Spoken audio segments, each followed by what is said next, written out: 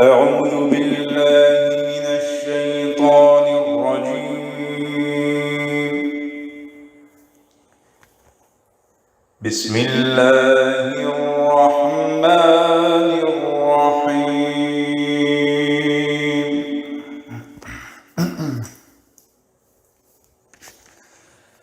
وما محمد إلا رسول قد خلت من قبله الرسل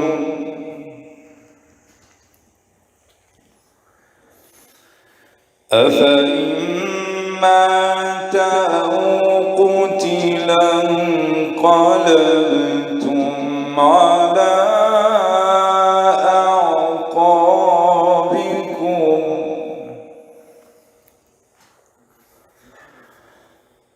ومن ينقلب على عقبيه فلن يضر الله شيئا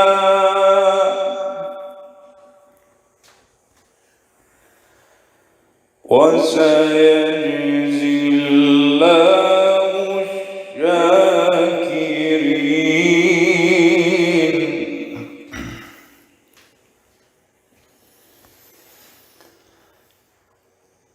وما كان لنفس أن تموت إلا بإذن الله كتابا مؤجلا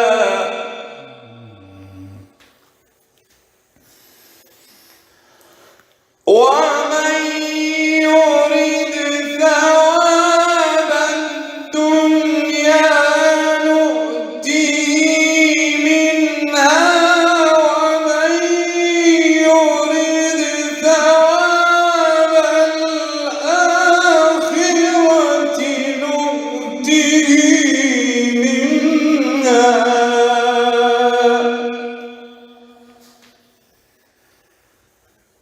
وسنجزي الشاكرين.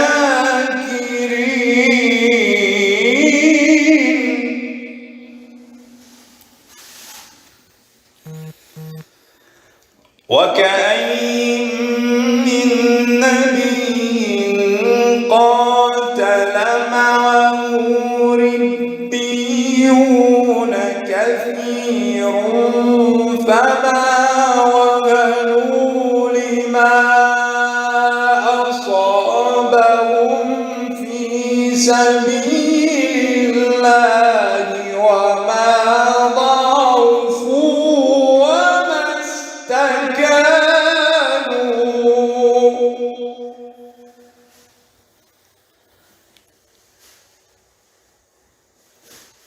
والله يحب الصابرين.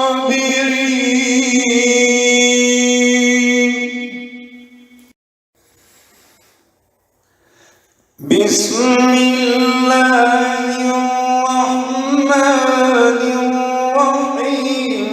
الحمد لله رب العالمين الرحمن الرحيم مالك يوم الدين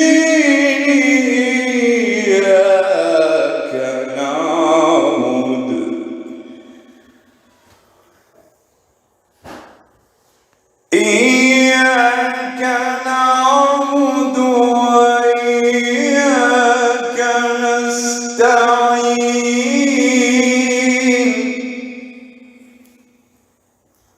اهدنا الصراط المستقيم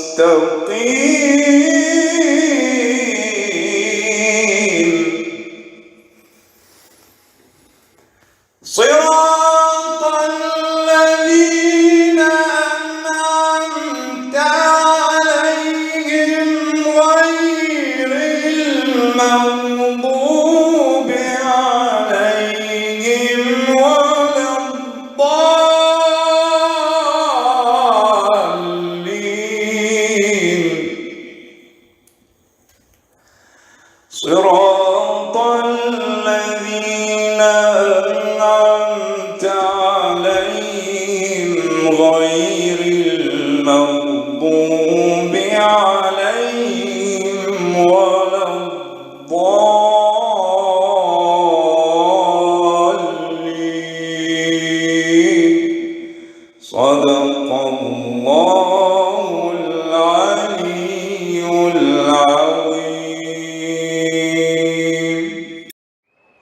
Bismillah ar-Rahman ar-Rahim.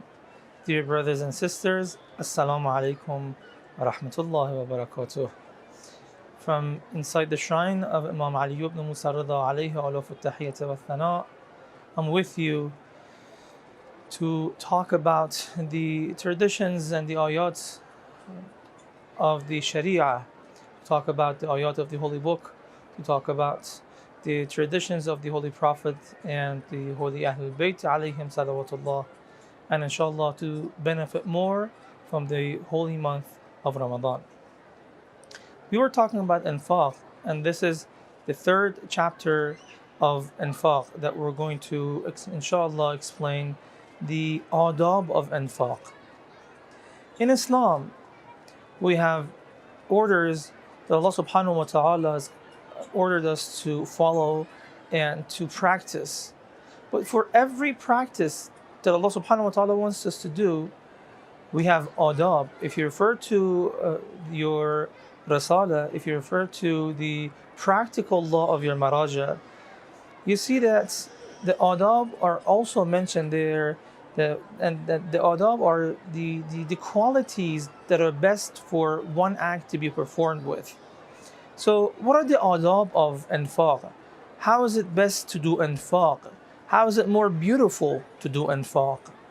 We try to do everything in the best possible form, and Allah subhanahu wa ta'ala through His messengers has taught us to do infaq in the best and most beautiful way. When we refer to the beautiful verses of the Holy Quran, Allah subhanahu wa ta'ala is telling us that you should do infaq from what you love. وَأَنْفِقُوا مِمَّا تُحِبُّونَ. If you want to do infaq, if you want to give charity, if you want to give on the way of Allah subhanahu wa ta'ala, if you want to help out the needy, the orphans, the whoever is in need, give from what you like. Sometimes when we want to do infaq, we go to our closets. Let's say we want to give some clothes to a needy person. We look for the clothes that we don't use anymore, or for the stuff that are abandoned in the corner of our house, and we don't use those stuff anymore. If you want to, for example, give out some of your furnitures, for example. Sometimes we give those furnitures that we don't like, or God forbid, we dislike and hate, and say, okay, let's just give this to the fuqara.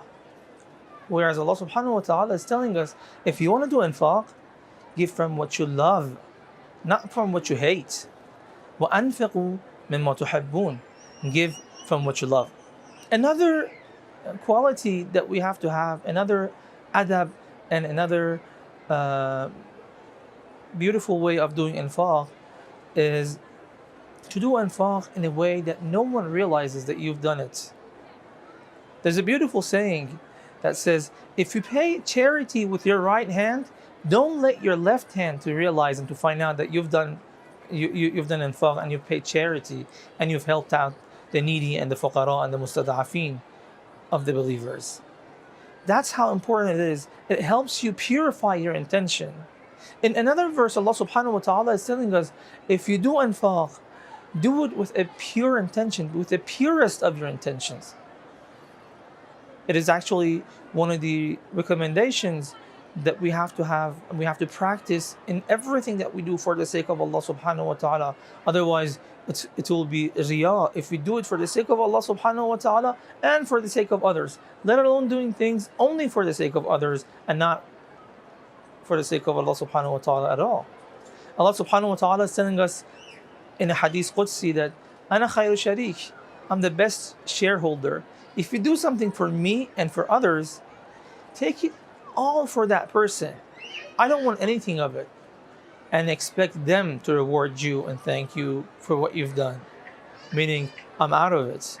I'm not going to be part of it. If you do infaq with the intention of helping out that needy person, and at the same time getting famous and for people to see and say how good of a person this guy is, mashallah, he's always helping out the needy, the orphans, and he's helping out in our masjid, and so on and so forth.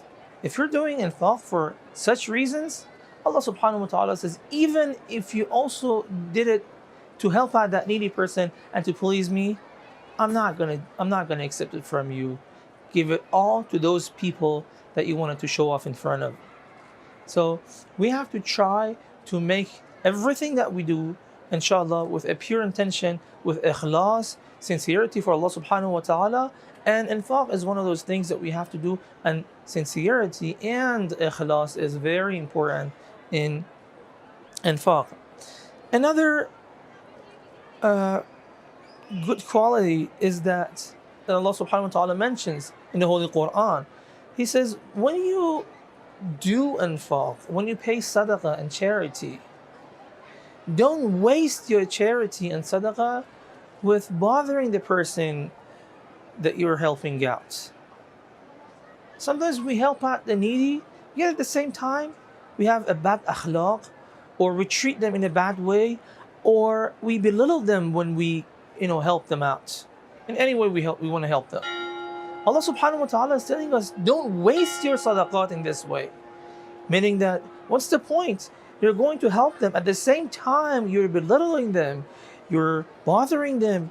Literally, you're torturing them with your actions. I know they're in need. They accept it sometimes. But you're bothering them.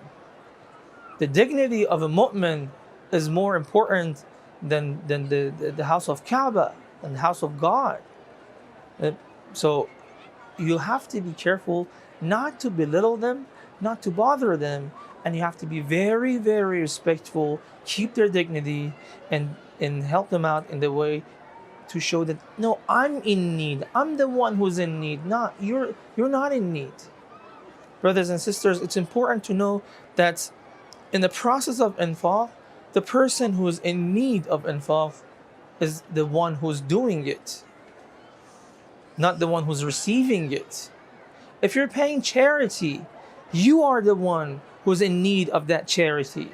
You're the one who's in need of that infaq, not that needy person that we think of them as fuqara, as a needy person, as needy people. It's important to know that we need the fuqara and they don't need us. Allah subhanahu wa ta'ala is in charge of their sustenance. He will provide one way or the other. You're just a tool. You're just a wasila. You're just a messenger to go to him and give him this much money, give him what he needs, and to take care of his need. And you're a messenger. Allah subhanahu wa ta'ala has sent you to go towards him. But the one person who's in charge of his sustenance, of that needy person's sustenance and rizq, is Allah subhanahu wa ta'ala. You're nobody here. We are nobodies here. Let's not forget that in the process of infaq, we're the ones who are benefiting more. We're the ones who are in need of infaq, not that so-called needy person who might be one of the awliya of Allah subhanahu wa ta'ala, one of the closest people to Allah subhanahu wa ta'ala. Someone that if you see him on the day of judgment, you have to beg him to look at you so that you can get some of the light of his face and be able to find your path on the other side. Brothers and sisters, it's important for us to connect everything that we do to the 12th Imam, the Imam of our time. It's a very important point. In everything that you do, in everything that we do, we have to make a connection to our 12th Imam. Let's make infaq with the niyyah, with the intention of empowering the community and the society of the 12th Imam, the community of the believers. Once you do sadaqah, do it in the way of Allah, and also have this intention in your mind that I'm doing this to empower the community and the society and the ummah of the grandson of Rasulullah, Imam al-Hujjah. May Allah hasten his return. And also sometimes when you do charity, do it on behalf of the 12th Imam. You will receive more, and you will eventually feel what it means really to do infaq, inshallah. Wassalamu alaikum wa rahmatullahi wa barakatuh.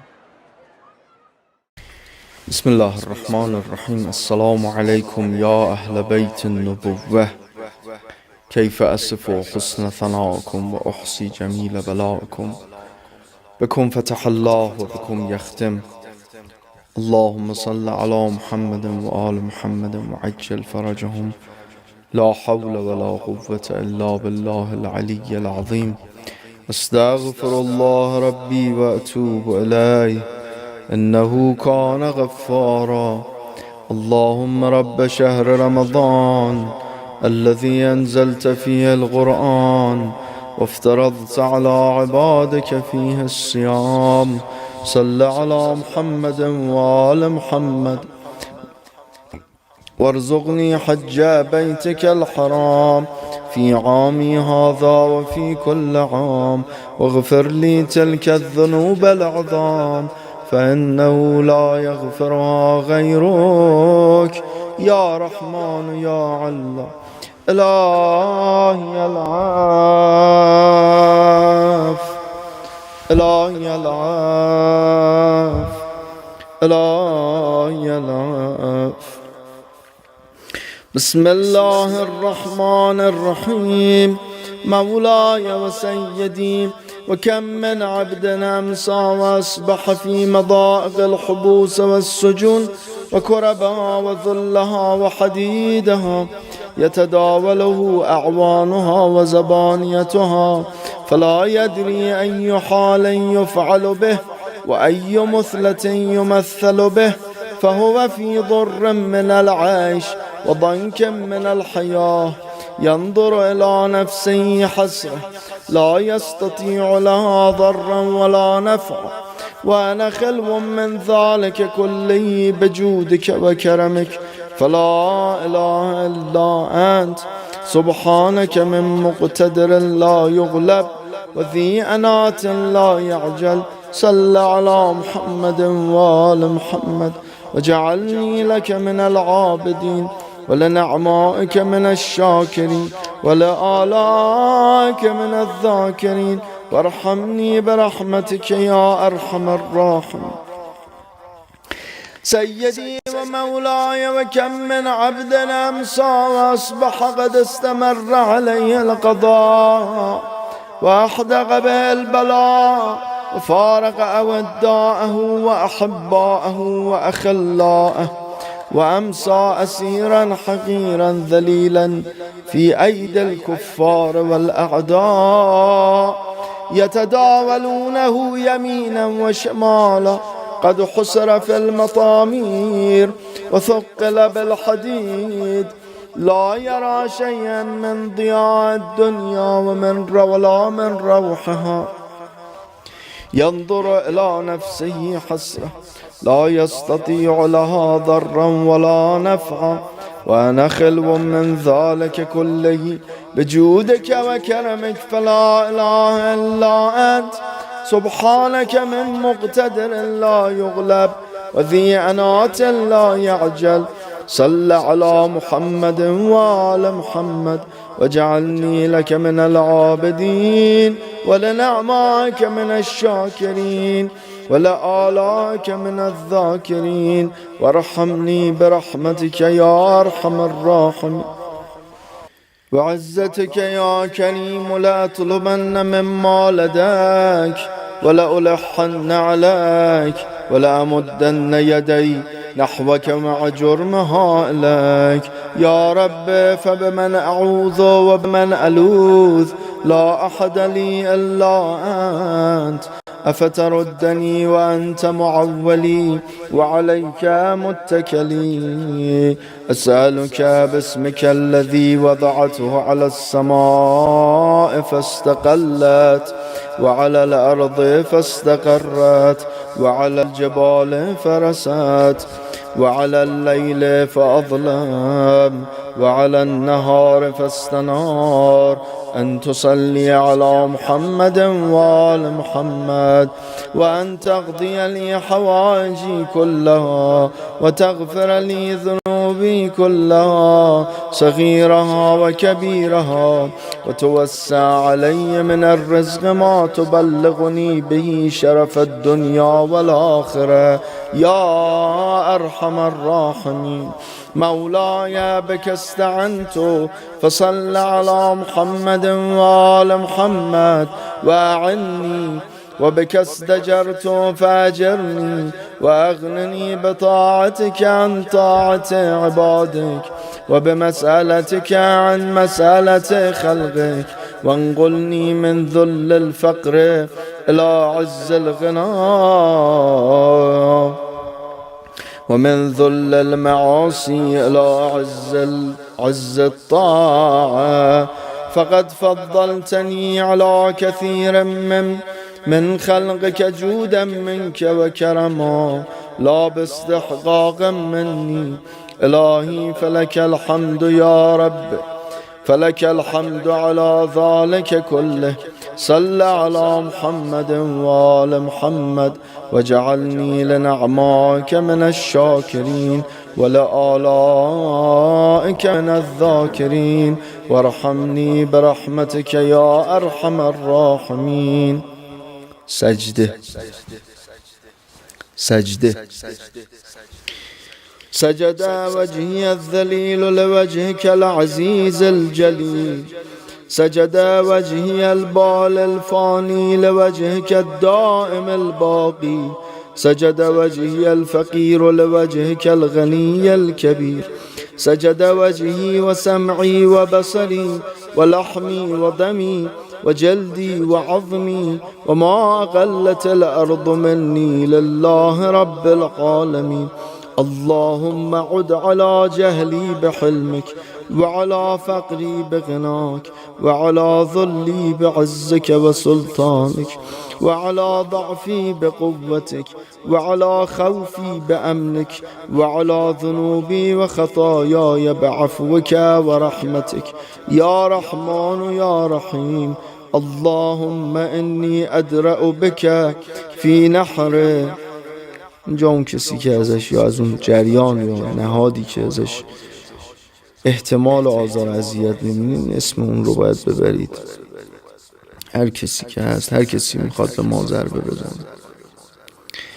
و اعوذ بک من شره فاکفنیه بما کفیت به انبیاءک و اولیاءک من خلقک و صالحی عبادک من فراعنة خلقک و طغاة عداتک و شر جمیع خلقک برحمتك یا ارحم الراحمین انك على كل شيء قدیر وحسبنا الله ونعم الوكيل.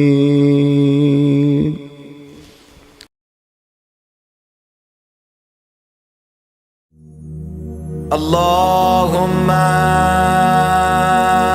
رب شهر رمضان الذي أنزلت فيه القرآن وافترضت على عبادك فيه الصيام صل على محمد وآل محمد وارزقني حج بيتك الحرام في عامي هذا وفي كل عام واغفر لي تلك الذنوب العظام فإنه لا يغفرها غيرك يا رحمن يا الله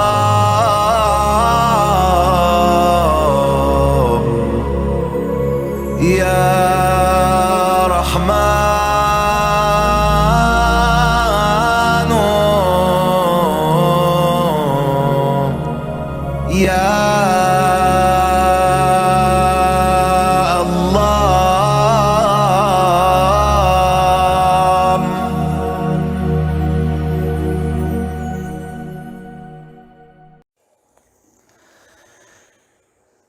أعوذ بالله من الشيطان الرجيم.